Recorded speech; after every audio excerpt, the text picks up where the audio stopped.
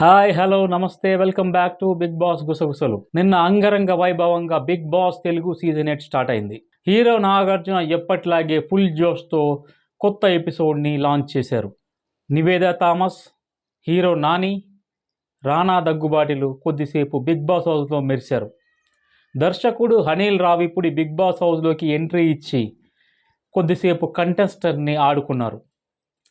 ఇవన్నీ పక్కన పెడితే బిగ్ బాస్ హౌస్ కొత్త హౌస్మేట్స్లో బెజవాడ బేబక్క, విష్ణుప్రియాలు కొద్దిగా హైలైట్ అయ్యారు. ఒక విధంగా నాగమణి కంట కూడా అనిల్ రావిపూడి ఇచ్చిన ఝలక్తో ఈ నిన్నటి ఎపిసోడ్లో హైలైట్ అయ్యారు. ఇక బిగ్ బాస్ అప్డేట్స్ విషయానికి వస్తే మీకు ఈరోజు అద్దిరిపోయే అప్డేట్స్ తీసుకొచ్చాను. అది కూడా ఈరోజు మీకు సాయంత్రం టెలికాస్ట్ అయ్యే ఎపిసోడ్స్లో జరగబోయే పక్కా సమాచారం ఉన్న విషయాల గురించే నేను మీకు చెప్పబోతున్నాను. 10 రాళ్ళు వేసి దాంట్లో ఒక రాయి తగులుతుంది, అలాంటి ఇన్ఫర్మేషన్ మీకు నేను ఇవ్వను. కేవలం బిగ్ బాస్ హౌస్లో ఇది జరుగుతుంది, పక్కాగా అయింది అన్న ఇన్ఫర్మేషన్ ఉంటేనే నేను మీ ముందుకు వస్తాను, అప్డేట్ ఇస్తాను. బిగ్ బాస్ హౌస్ హెడ్ గురించి ఈరోజు 3 టాస్కులు జరిగాయి. కొన్ని టాస్కులు చాలా హోరాహోరీగా జరిగాయి. దాంట్లో లాస్ట్ టాస్క్ మాత్రం ఆర్గ్యుమెంట్ది. దీంట్లో ఎవరు గెలిచారు, ఎవరికి ఏమి దక్కబోతుంది అనే విషయాలు నేను ఇప్పుడు చెప్పబోతున్నాను. 2 టాస్కుల్లో గెలిచిన వాళ్ళు, first task winner Nikhil, second task కూడా జరిగింది, దాంట్లో నైనికా విన్ అయింది. థర్డ్ టాస్క్ కోసం ఆర్గ్యుమెంట్ టాస్క్ జరిగింది ఒకటి. థర్డ్ టాస్క్లో ఆర్గ్యుమెంట్ జరిగింది. దాంట్లో మనకు విన్నర్ ఎవరంటే యష్మికా గౌడ. సో ఈ 3 టాస్కులు జరిగాయి. 3 టాస్కుల్లో 3 విన్నర్గా నిలిచారు. వీళ్ళ ముగ్గురికి గోల్డెన్ రూమ్లో ఎంట్రీ ఇచ్చే ఛాన్స్ దక్కబోతోంది. అయితే బిగ్ బాస్ ముందు మనకు చెప్పినట్టుగా క్యాప్టెన్సీ అనేది బిగ్ బాస్లో లేదు, ఇమ్యూనిటీ అనేది మనకు బిగ్ బాస్లో లేదు, లిమిట్లెస్ అని చెప్తున్నారు. కానీ లిమిట్లెస్కి చాలా మెలికలు పెట్టారు బిగ్ బాస్. ఏదైనా ఒక ఫెసిలిటీ దక్కాలంటే దానికి సంబంధించిన టాస్కుల్లో గెలవాలి, అప్పుడే వాళ్ళకి లిమిట్లెస్గా ఆ సదుపాయాలన్నీ దక్కుతాయని చెప్పేసి కూడా బిగ్ బాస్ క్లియర్గా చెప్పారు. సో ఇప్పుడు నిఖిల్, నయనిక, యాష్మి గౌడ ముగ్గురు ఈ టాస్కుల్లో విజేతలుగా నిలిచారు. వీళ్ళకి గోల్డెన్ రూమ్లో ఎంట్రీ కూడా ఖాయం. సో వీళ్ళకి టాస్కుల్లోంచి మిగతా నామినేషన్స్లోంచి ఏమన్నా మినహాయింపు దక్కుతుందా లేదా అనేది వేచి చూడాలి మనం.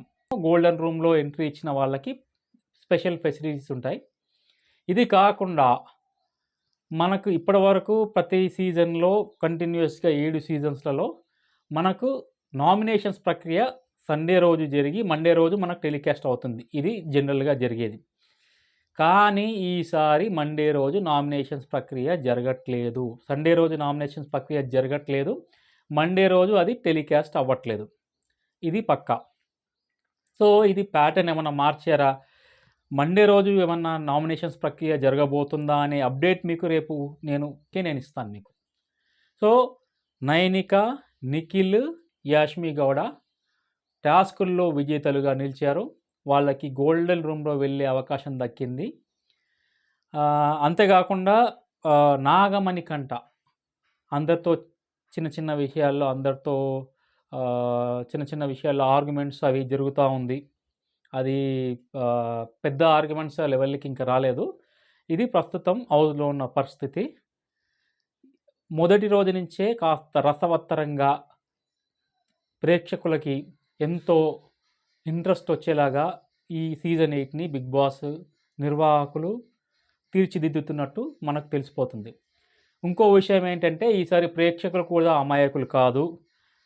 పోయిన సీజన్ 7లో లాగా ఒక కంటెస్టెంట్ అమాయకపు మాటలు, యాక్టింగ్లు నమ్మి గుడ్డిగా ఓట్లేయడానికి కూడా జనాలు రెడీగా లేరు.